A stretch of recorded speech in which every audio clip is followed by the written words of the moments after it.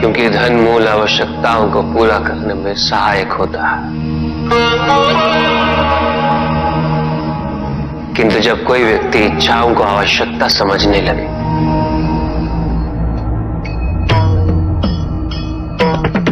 तो धन कितना ही क्यों ना पर्याप्त नहीं होता, क्योंकि इच्छाएं अंतहीन है।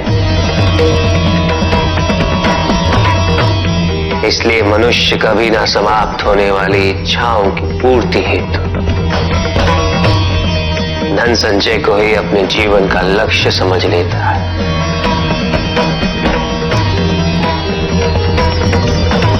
वो लोभी बन जाता है।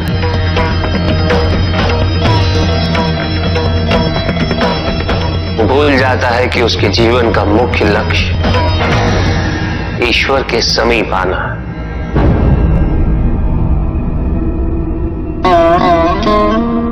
ऐसे लोभी व्यक्तियों को अपनी मृत्यु के समय भी यही दुख रहता है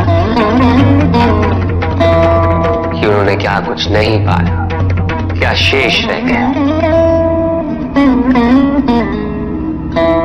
ऐसे समय में वो एक क्षण के लिए भी ईश्वर का स्मरण नहीं करते,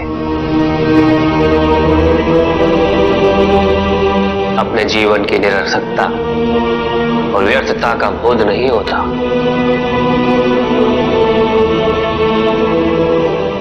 करना चाहिए। धन चाहे कितना भी हो ऋष्यत्र, मूल आवश्यकताएं तो केवल उतनी ही। तन ढकने के लिए वस्त्र,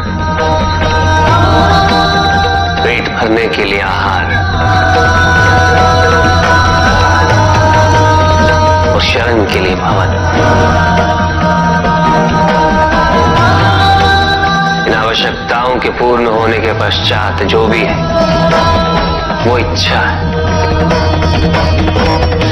धनी व्यक्ति के पास जो भी अतिरिक्त धन होता है वो उसे दान करना चाहिए, उनके उद्धार के लिए जो अपनी मूल आवश्यकताओं को पूरा नहीं कर सकते।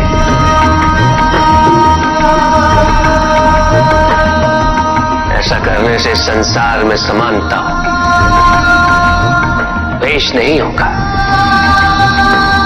सद्भावना बनी रहेगी। किंतु कुछ व्यक्ति इस तथ्य को समझ ही नहीं पाते। उन्हें अपने एकत्रित किए हुए धन से इतना मोह हो जाता है कि वो उसका एक अंश भी किसी और को नहीं देना चाहते।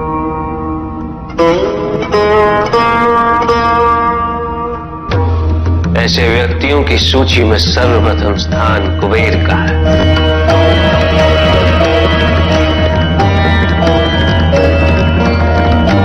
इस संसार में सबसे अधिक धन उन्हीं के।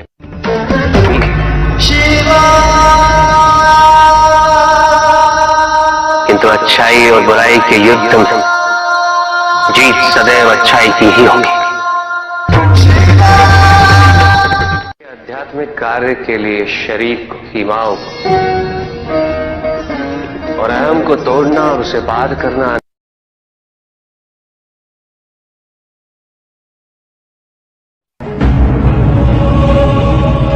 तो मेरा अपराध क्या है प्रभु? तुम्हारा अपराध था एक त्रिदेव को दूसरे से बड़ा समझना, उनमें भेद करना, उनमें तुलना करना।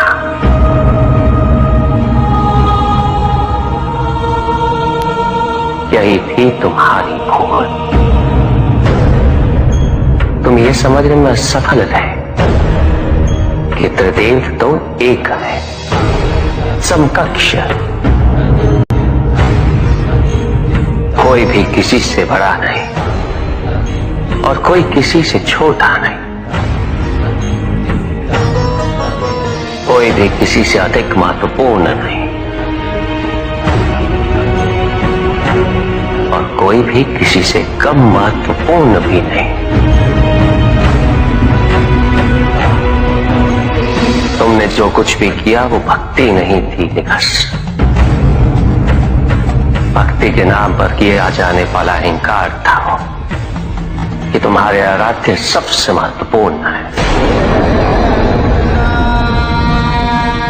कैसे भक्त हो तुम मेरे,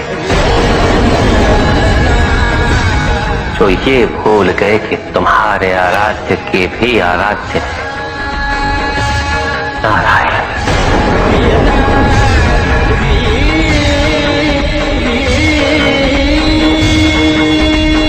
भक्त यदि सच्चा तो उसके पास अपने आराध्य को पाने की अतिरिक्त ये सोचने का समय ही कहां होता है कि उसके आराध्य से महत्वपूर्ण भी कोई है या नहीं।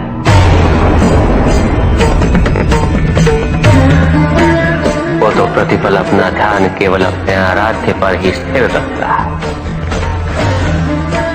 और जब ऐसा होता है निकष, तो ना तुलना होती है, ना प्रतिस्पर्धा होती है,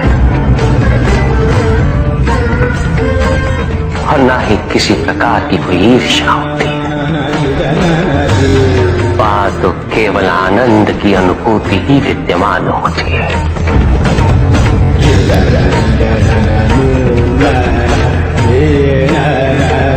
यदि तुम ये सोचते हो कि यह समस्त संसार केवल मुझसे है, तो तुम्हें इस संसार के प्रत्येक स्वरूप से प्रेम होना चाहिए था। तुम्हें इसके कण कण में मेरी अनुभूति होनी चाहिए थी। तब भी किसी प्रकार का भेदभाव तुम्हारे मन में उत्पन्न नहीं होता, किंतु तुमने ये प्रमाणित कर दिया निकास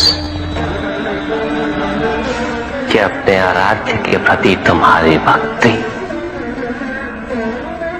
वो भी अधूरी थी।